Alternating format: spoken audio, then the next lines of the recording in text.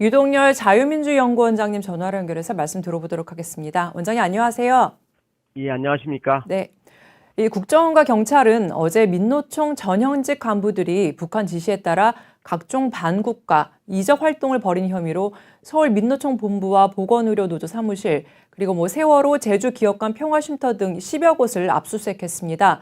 국정원은 민노총 핵심 간부가 2017년 동남아에서 북한 공작원과 접선한 뒤에 보건의료노조 간부와 금속노조 간부 출신 2명 등과 함께 지하 조직을 운영해서 온 것으로 보고 있는데요. 이 북한의 지하 조직이란 구체적으로 어떤 조직을 말하는 겁니까? 예, 이제 첫째 좀 답답한 게 이 조직에 지하망의 명칭이 있습니다. 네. 이를테면 이른바 청주 간첩단을 의미하는 자주통일 충북동지회, 또 제주 간첩단을 의미하는 희흑, 기역, 희역, 또는 창원 간첩단을 의미하는 자주통일 민중전위, 약칭 자통이라는 그 간첩 지하망의 명칭이 있는데 네. 아직 명칭을 확인을 못했습니다. 네. 따라서 이 지하망은 북한의 지령 해외에서 네.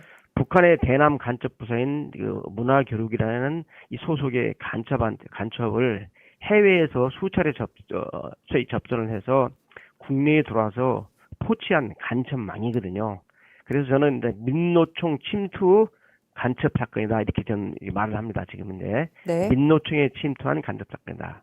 근데 여기에는 지금 그 총책 말고 3명의 그 소위 그 책임 조직 성원이 있습니다. 네. 중간 보스죠. 있는 간첩단을 운영하고 있는데 실제로 이 간첩단은 2016년부터 2020년 1월까지 해외에서 약 10여 차례 직접 북한 공작을 만나가지고, 예를 들어서, 그 북경이라든지, 또는 깡조우라든지, 하노이라든지, 또 프놈펜이라든지, 이런 4개국을 넘나들면서 직접 지령을 받은 것을 우리 수사당국이 포착을 했거든요. 네. 그래서 이 민노총 침투 간첩 사건은 북한의 대남혁명을 완수하기 위한 이 간첩 공작 조직의 지령을 받아서 국내에 소위 그 결정한 지하망이다, 지하 간첩망이다 이렇게 규정을 하면 되겠네요. 예. 네. 그런데 이 민노총에 그리고 또 핵심부에 북한의 지하 조직을 설립한 이유는 무엇일까요? 지금 민주노총은 국내 그 재야 운동단체 중에서 가장 영향력이 강한 조직입니다. 많은 단체가 있지만은 네. 일단 이 민노총은 조합원이 무려 125만 명에 달합니다.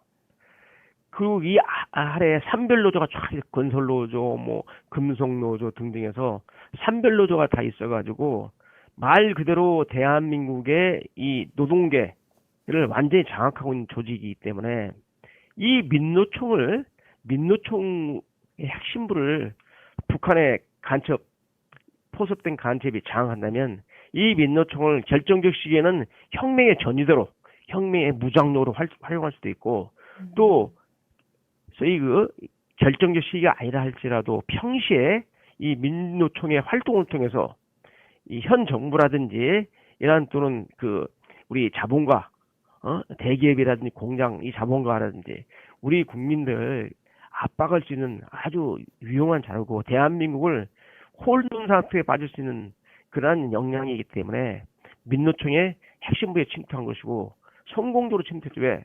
민노총의 핵심이죠. 서일 3위 해당되는 조직국장 자리가 바로 북한 간첩에 포섭된 간첩이기 때문에 정말 북한 입장에서는 아주 성공적인 대남 공작의 소위 사업 결실이다 이렇게 평가를 하겠죠. 네, 그렇군요.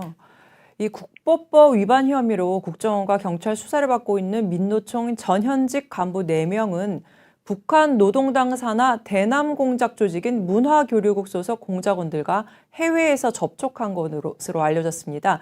북한의 문화교류국은 어떤 조직입니까?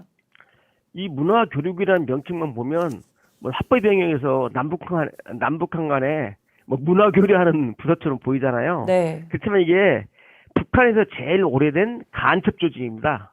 이게 북한 정권이 수립하기 전부터 1945년 해방 직후 또 북한 정권이 수립한 직후부터 이 문화부 연락부라는 부서가 있어가지고 명칭이 6차례 바뀌었어요. 그래가지고 뭐 대외연락부다, 사회문화부다, 대외연락부다, 또 뭐 225기다, 또 지금 현재 문화교육같이. 그래서 이 문화교육은 주로 뭐냐면 북한에서 직접 국내 간첩을 침투시켜서 지하당을 구축하고, 그리고 동조 세력을 포섭하고, 또 각종 국가 기밀을 탐지해서 이것을 북한으로 보내고, 또 필요하다면 국내 특정 장소를 타깃의 대상으로 해가지고 테러를 자행하고, 이러한 그 다양한 공작을 하는 것으로서 그동안 적발된 간첩단, 예를 들어서 최근에 적발된 제주 간첩단이라든지 또 창원 간첩단이라든지 2021년에 적발된 소위 그 청주 간첩단, 그리고 2011년에 왕대산 사건이라든지 또 민혁당 사건 등등, 90년 초반에 조선노동당 중부지역당, 또 통일혁명당, 이렇게 국내에 구축된 지하당이 대부분 이 문화교류국과 그 전신에서 직접 조종해서 구축한 결실이거든요. 그래서 북한에서 가장 큰 소위 지하 간첩 지휘 조직이다, 이렇게 보시면 되겠습니다. 네, 그렇군요. 민노총은 작년 8월에 한미연합 군사훈련 중단, 한미동맹 해체, 주한미군 철수 등을 주장하면서 서울 도심에서 8.15 전국 노동자 대회를 개최했습니다. 또한 민노총은 지난 박근혜 대통령 탄핵 촛불 시위에서도 주도적인 역할을 했는데요.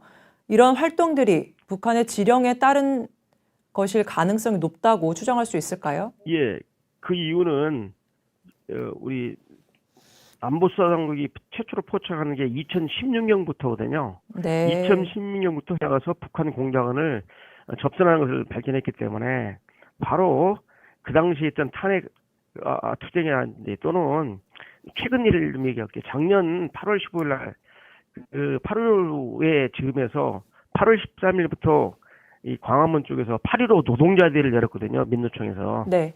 그때 이 바로 지금 현재 민노총에 침투한 핵심 간부인 이 조직국장 송모 씨가 바로 한미일 전쟁 동맹을 노동자가 끝장내자는 구호를 외치고, 또 북한의 그 직촌이라고 있습니다. 조선직업총동맹이라는 단체하고 이 민노총이 연대한 연대사를 갖다가 알리고 그랬거든요. 네. 이런 걸 볼 때 이제 북한에 이미 포섭된 간첩이 이러한 행사에서 행사를 주도하고 또 구호를 외치는 것은 단순한 게 아니라 다 북한과 연계 속에서 이루어진다고 볼 수 있습니다. 그래서 저는 이번 기회에 말하고 싶네요. 정말 진정한 그 노동자 운동 조직이라면 그 노동자들의 권익 향상을 하고 노동 환경을 개선하고 또 노동자의 임금을 갖다가 좀 올리는, 이런 데 치중하는 투쟁을 해야지. 지금 이 사람들이 노동자 운동 조직에서 본연의 임무는 저 뒤로 하고 주한미군 철수를 외치고 한미 군사훈련 중단을 외치고 국가보안법 철폐를 외치고, 이게 무슨 건전한 노동운동 조직입니까? 이게 정치 투쟁하는 단체 아닙니까? 네. 그래서 이제 민노총이 저희 그 친북운동 단체라는 이런 오명에서 벗어나려면 이제 북한과 연결성을 끊고 민노총 안에 들어있는 주사파 계열, 또 경기 동부연합의 강성계열을 스스로 정리해서 진정한 대한민국의 노동자를 위한 노동운동 조직이 돼야 할 것 같은데, 이건 희망사항이고 앞으로 이 조직은 이러한 사건에 관계없이 계속 기존의 활동을 할 것으로 보입니다. 그렇군요.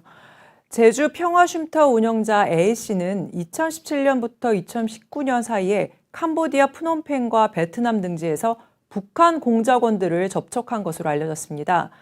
이 민노총 금속노조 출신인 A씨의 압수영장을 보면 피의자들이 북한 공작원인 문화교류국 소속 리광진 등과 접선했다는 내용이 있는데요. 리광진은 2021년 자주통일 충북동지회, 이른바 청주 간첩단 사건에도 등장하는 인물입니다. 당시 충북동지회 사건 구속영장 청구서에는 동지회 구성원들이 중국과 캄보디아 등에서 리광진 등 3명을 만나 지하당을 만들라는 지령을 받았다는 내용이 나옵니다. 이번 민노총 사건과 자주통일 민중전이, 한길회, 자주통일 충북동지회 간에 모종의 연관이 있을까요? 예, 이렇게 생각하시면 됩니다. 먼저 이번 그 민노총 침투 간첩 사건의 핵심 상부선이 바로 북한 문화교류국이라는 간첩 공작 부서의 소위 부부장급인 니광진입니다. 네. 이 니광진이가 이제 4명 정도의 그 자기 공작조를 구성해서 직접 이 민노총 침투 간첩단 사건을 간첩들을 직접 조종을 했는데요. 또 경교롭게 2021년에 적발된 그 소위 이른바 그 청주 간첩단 사건도 바로 이 이광진이가 직접 상부선으로 등장합니다. 근데 이광진은 이 북한의 모든 간첩들이 그렇다시피 여러 개의 이름을 가지고 있어요. 여권에는 또 김동진이라는 이름으로 되어 있고요. 네. 또 이 청주 간첩단이나 이번 그 민노총 침투 간첩들한테는 니광진으로 불리고 있습니다. 그래서 북한에서 이제 영웅초까지 받았어요. 각종 공작을 대남 간첩 공작을 성공적으로 이끌기 때문에 네. 이제 이런 영웅초도 받은 이 부부장급 정도의 이제 인물인데 2021년 청주 간첩단 사건이 터지니까 저희 중국 쪽에서 활동을 했는데 니광진이가 북한으로 소환이 됐죠. 소환이 돼서 이제 활동이 좀 정체됐는데 이번 그 민노총 침투 간첩 사건이 터졌기 때문에 이제 이광진의 그 소위 그 신분이 드러나지 않았습니까? 네. 신분이 노출될 때는 그 공작원으로서의 가치가 없는 겁니다. 그래서 이제 직접 필드에 나와서 간첩하는 것은 이제 어렵고 이제 북한에서 이제 지휘 조정하는 역할만 할 것으로 보이는데 이번 이 사건으로 1년의 이 간첩단 사건으로 북한 문화교류국의 이 대남 간첩 공작이 큰 손상을 입게 되었습니다. 그렇지만은 이번 간첩단은 그 제주 간첩단과는 또 다른 망입니다. 직접 연계망이 아니에요. 그래서 이 제주 간첩단하고는 달리 독자적인 망, 소위 북한의 그 공작 그 지도 원칙이 단선 연계하고 복선으로 포착하는데 네. 복선으로 포취된 많은 국내에 있는 간첩망 중에 하나입니다. 그래서 직접 제주 간첩단 희극하고 직접 여기 민노총 침투 간첩단이 직접 그 연계되어 있는 것은 아닙니다. 서로 모릅니다. 네. 그렇지만 민노총이라는 이러한 단체 정도 되잖아요. 그러면 각종 간첩들이 다 들어옵니다. 그 예를 들게요. 통합진보당 있지 않습니까? 해체된 유언정당으로 해체된 통합진보당 그 전신이 민노당인데 네. 민노당하고 통합진보당을 보면 어떤 일이 있었냐면 포착된 것만 이게 당국이 포착한 것만 직접 적발한 것만 4개의 간첩망이 서로 다르게 들어왔어요. 그러니까 네. 이 통합진보당에는 민혁당 계열이 들어와 있었고요. 네. 1심의 간첩단 계열이 들어와 있었고 왕재산 계통이 들어와 있었고 또 강태호이라는 이 간첩 계열이 들어와 있었어요. 그러니까 우리 안보수당국이 포착한 것만 노동당, 통합진보당이라는 이 진보정당, 지들이 말하는 진보정당 안에 서로 모르게 4개의 간첩망이 들어와서 활동을 했는데 네. 이 125만 명의 가장 강력한 영향력을 지닌 민노총을 북한이 놔둘 리가 없죠. 그러니까 저는 지금 이 성목시 민노총 조직국장이라는 이 성모가 운영하는 간첩 조직뿐만 아니라 제2, 제3의 간첩망이 민노총 안에도 침투되어 있을 것으로 저는 봅니다. 다수의 간첩망이 민노총 안에서 서로 모른 채 서로 모르죠. 단선 연계 서로 형적으로 연계가 안 되니까 저게 북한 조종을 받는 저희 간첩인지를 모르면서 활동하고 있는 거죠. 놀랍습니다. 그렇게 분석이 됩니다. 왜? 통합진보당 사건 때 우리가 직접 경험을 했거든요. 예. 네, 그렇군요. 이 주사파 경기동부연합은 군자산의 약속 이후에 2012년 총선에서 민주당과의 야권 연대를 통해 제도권 정당으로 진입에 성공합니다. 민주당은 통진당과 선거연대를 해서 몇몇 선거구에서 일부러 통진당 후보를 당선시키기 위해서 민주당 후보를 내지 않았는데요. 그 결과 대한민국을 부정하는 이 반체제 세력이 6명이나 국회에 입성하게 됐습니다. 북한 간첩들이 통진당 후신인 진보당 및 이 민노총에 침투한 궁극적인 목적은 무엇일까요? 이제 북한 간첩이 활동하는 목적은 뭐냐면 북한 정권의 목표인 남한을 공산화시켜서 전한반도를 적화통일하는 것이 기본적인 목표거든요. 네. 이 목표를 달성하고 이러한 여건을 조성시키기 위해서 그동안 북한은 이 지하당 조직을 통해서 결정적 시기를 이제 수위 넘봤는데 90년대부터 북한이 방향을 좀 바꿉니다. 이게 기존의 지하 조직을 통한 지하 간첩망을 통한 소위 남한혁명을 여건을 조성뿐만 아니라 이제 합법적인 영역에서 활동을 하자. 그래서 이른바 그 진보정당이라는 진보정당을 구축하는 공작을 합니다. 그래서 진보정당이라는 이런 명칭의 정당, 예를 들면 민중당이라든지 민주노동당, 그 다음에 통합진보당 같은 이런 정당을 만들어 놓고 이 합법적인 거점을 이용하면 합법정당은 활동 반경이 좋잖아요. 네. 법으로 또 보호해주고 정당 활동이니까. 이러한 그 합법 활동의 영역을 구축하기 위해서 북한이 1991년부터 이른바 진보정당 구축 공작에 들어가서 성공한 게 바로 이제 민주노동당이고 그전에 있던 민중당이고 이게 다 북한 간첩들이 개입된 게 여러 사건에서 밝혀졌거든요. 이선재 사건에서도 나왔고 민중당이 청간에 개입했고 그다음에 김낙준 간첩 사건에서 보듯이 민주노동당 창당에도 직접 관여를 했습니다. 그리고 통합진보당에서 보듯이 4개 간첩망이 들어와 있고 그래서 북한이 지하 영역뿐만 아니라 합법적 영역에서도 간첩들 또 그들의 동자들이 그들의 동조자들이 합법적으로 활동할 수 있는 영역을 구축하기 위해서 이런 제도권 정당 진출을 한 겁니다. 네. 이 마지막으로 윤미향 무소속 의원과 함께 국회에 들어가서 4급 보좌관을 지냈던 A씨가 해외에서 북한 인사를 접촉하고 북한의 난수표를 보고해 북보법 위반 의혹을 받고 있습니다. A씨는 지난해 초 윤미향 의원실을 그만뒀지만 비영리 민간단체를 통해서 윤 의원과 계속해서 함께 활동하는 것으로 알려져 있습니다. 그런데 윤미향 의원 남편 김삼석 씨는 1994년 여동생과 함께 남매 간첩단 사건의 주역으로 재판에 넘겨져서 국보법 위반으로 징역 4년에 자격정지 4년형을 대법원에서 확정받은 인물입니다. 이런 것을 보면 국회를 비롯해서 사회 전 영역에 간첩망이 촘촘하게 뻗어 있는 것 같은데 이번 일에 대해서는 어떻게 보십니까? 이번 일은 이제까지 제가 북한의 대남 간첩 공작사를 이렇게 저희가 조망을 해보면 북한이 기본적으로 노동자, 농민 조직 또는 청년학생 조직뿐만 아니라 우리 사회의 각계 가치는 제도권 정치권이라든지 또 문화계, 예술계, 언론계, 심지어는 법조계 또 꽹가르치고 북치는 국악 분야에까지 이 북한의 간첩망이 다 드러나 있습니다. 네. 이 북한은 우리 사회의 각계 각측에 바로 간첩망의 침투를 하고 있죠. 여러 사건에서 드러나죠. 마찬가지로 지금 제도권 정당인 국회에 이석기도 진출을 시켰지만 이석기 외에도 바로 이제 윤미향의 그 핵심 4급 보좌관 이 조모 씨가 바로 이 북한 베트남에서 북한 공작원하고 접선하는 것을 이미 당국이 포착을 하고 계속 이제 추적을 했는데 네. 문제가 뭐냐? 문제가 딱 하나 있죠. 이게 2019년, 20년부터 코로나 팬데믹이 생겨서 3년 동안 못 나갔잖아요. 그러니까 해외에서 북한 공작 지도부가 국내 간첩망을 북한으로 불러들여서 보고를 받고 지령을 내는 이 대면 공작을 해왔는데 이제 이 대면 공작이 안 되지 않습니까? 그래서 이제 쉽게 말하면 북한 입장에 보면 대면 공작이 중단이 됐지 않습니까? 네. 그러니까 안보수사기관에서도 이 조모 씨를 추적을 하다가 기다린 거죠.